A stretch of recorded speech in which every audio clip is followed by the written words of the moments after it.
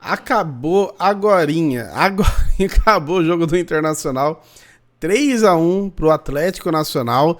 A gente vai dar uma olhada aqui na reação do Baldasso no terceiro gol e entender também a situação dos times brasileiros, tanto na Libertadores quanto na Sul-Americana.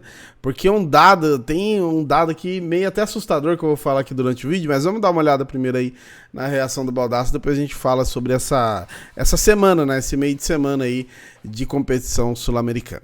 No momento ele tem 4 Olha o Atlético Nacional, o chute e o gol do Atlético Nacional, fechando o jogo, matando o jogo. O Atlético Nacional faz 3-1 em cima do Internacional. Fica reclamando o Bernabéu, fica reclamando o Roger também. Mas o Atlético Nacional consegue seu terceiro gol e fecha o jogo em Medellín. 3-1 para o Atlético Nacional. Viveiros colocou a bola na rede, fazendo o terceiro gol aí, Thiago. A gente fica na dúvida se foi falta ou não, Brito, mas na verdade é mais um nana-neném da zaga do Inter que deixou o ataque colombiano infiltrar com naturalidade. O Vitor Gabriel foi levemente derrubado, mas despencou muito fácil, sem piedade. Bola no canto esquerdo de Antony, 3-1 para o mandante Baldasso. É muito fácil, o Jário falou isso antes, é muito fácil fazer gol no Inter, muito fácil. Vitor Gabriel, numa partida tenebrosa, facilmente envolvido, é muito fácil fazer gol no Internacional. O problema não é olhar a matemática do Paulo Pires que aponta possibilidades para o Inter. O problema é ver esse time bunda mole em campo. Segundo gol com ele. Vamos ver se ele agora no pós, como que ele tá? A incompetência. Então o adversário bateu, em determinado momento fez o gol. Aliás, é um cardápio de problemas do Internacional, né? Um cardápio de problemas. Eu vou misturar aqui minha análise nos problemas individuais dos problemas coletivos. O gol do Atlético no primeiro tempo é um cruzamento que vem do lado esquerdo, que o atacante do Nacional está na frente do Vitor Gabriel, e é básico de um bom zagueiro conseguir se antecipar. O cara recebe a bola na frente do Vitor Gabriel, gira na frente do Vitor Gabriel, faz o gol do Vitor Gabriel. Mesmo o Vitor Gabriel que cagou nesse terceiro gol aqui, simplesmente sendo envolvido, não houve falta. Então foi uma das piores figuras em campo. Mas tem outras tantas, mas eu quero falar ainda coletivamente. Então o Inter do primeiro tempo foi incompetência absurda em conseguir o mínimo de retenção de bola na frente. Quando tu joga de forma reativa, não é pecado jogar de forma reativa. É normal tu pegar o Atlético Nacional na Colômbia e tu jogar atrás da linha da bola para se valer da velocidade na saída. Só que aí tu tem duas coisas que tu tem que fazer quando tu joga de forma reativa. Ou tu aproveita essa saída em velocidade no erro do adversário, ou quando tu tem a bola na frente, que não vão ser muitas vezes, tu retenha, o teu meio armador segura, troca a bola, vai para um lado, né? Mantém a bola ali para o cara não estar sempre no teu campo, mantém a bola distante do teu gol. O Inter não fez nenhuma coisa nem outra. O Inter que estava sendo apontado como um favorito aí para a temporada, algumas rodadas atrás, o Palmeiras ganha lá no Beira-Rio, né? E depois o Inter começou a acumular resultados ruins. Muito embora o contra o Corinthians, eu acho que tem muito mais a ver com a expulsão, na minha opinião, errada do Bruno Henrique. Mas os caras estão colecionando aí resultados ruins, né? De um tempo para cá. Tá rolando alguns jogos ainda da Libertadores, ó. Inclusive do grupo do Palmeiras, o Sporting Cristal venceu o Bolívar, e aí o Atlético Nacional 3-1 no Inter. Ó, Barcelona ganhou aqui, perdeu pro River Plate, provavelmente vai pra Sul-Americana. Eu queria muito que o Barcelona fosse pra Sul-Americana e eliminasse o Corinthians lá, mas qual é o problema? Que não é um problema. Talvez o Corinthians nem passe da fase de grupos e nem vá pro tal dos playoffs lá.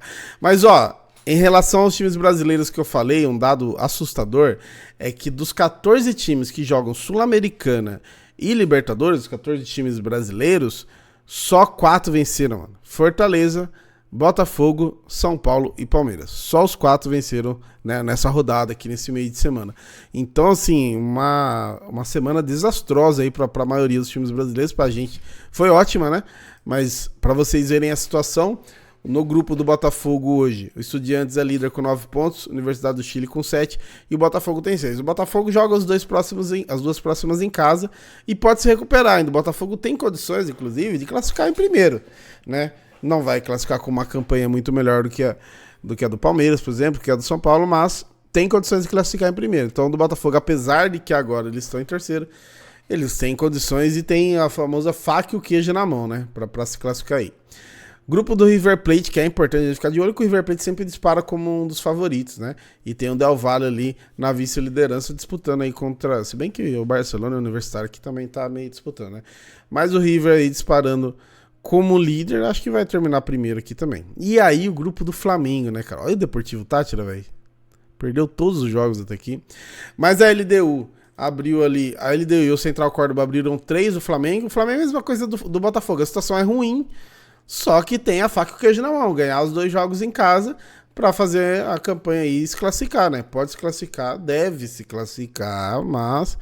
Tipo assim, o próximo jogo aí, se um empate já, né? Então, tipo, não tem margem de erro, né? Não tem margem de erro, é assim, por exemplo, o Palmeiras, ele, e acho que até o São Paulo, ele consegue agora já administrar um pouco os próximos 2 jogos, né? O Flamengo vai ter que ir com força total. O São Paulo, 10 pontos, o Libertad com 7, e o São Paulo aqui também tá tranquilo, vai disputando aí com o Palmeiras a melhor campanha. Tem isso, né? Muito embora eu falei que dá pra dar aquela descansada e tal, assim, pra rodar o elenco, mas aí também você, às vezes você perde o jogo porque você roda o elenco e perde a chance de ter a melhor campanha. O Fortaleza, que foi um dos únicos aí que ganhou, tá até tranquilo não, né, mas sim, quem tá atrás dele ali é o Bucaramanga, aquele jogo lá do Fortaleza e Colo-Colo que deu uma treta absurda lá no Chile, o Fortaleza foi dado como vencedor, então garantiu os 3 pontos de lá e os 3 pontos aqui também, goleando aí o Colo-Colo e deve se classificar aí, talvez até em primeiro aqui, né, que tá a mesma pontuação do Racing. E agora o grupo do Inter que a gente acabou de ver o baldaço, ó, o Inter aqui, ó, foi pra terceiro, o Atlético Nacional foi pra segundo agora com 6 pontos e o Bahia com 7, o Bahia acabou perdendo pro Nacional.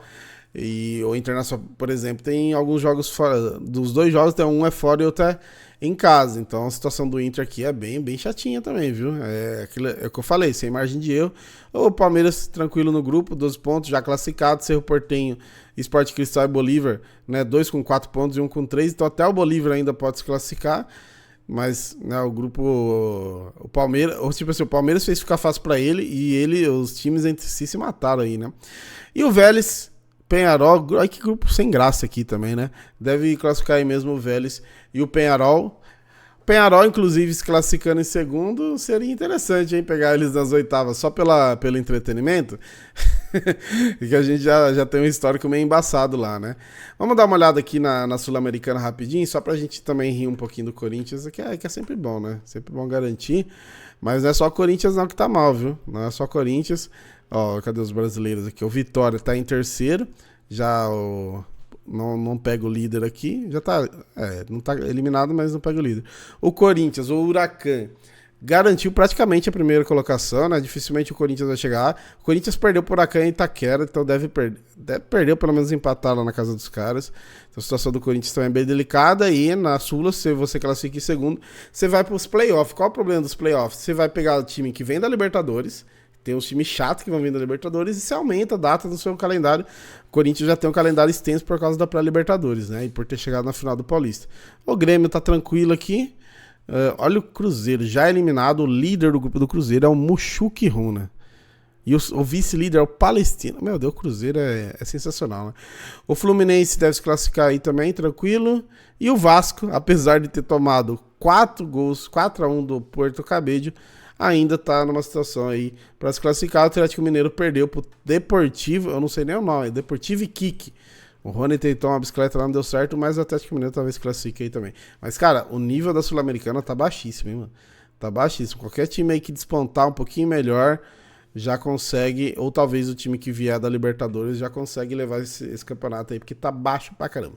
Beleza? Deixa a sua inscrição no canal pra vocês darem valor pro time de vocês. A situação dos outros aí em Libertadores Sul-Americanas, hein?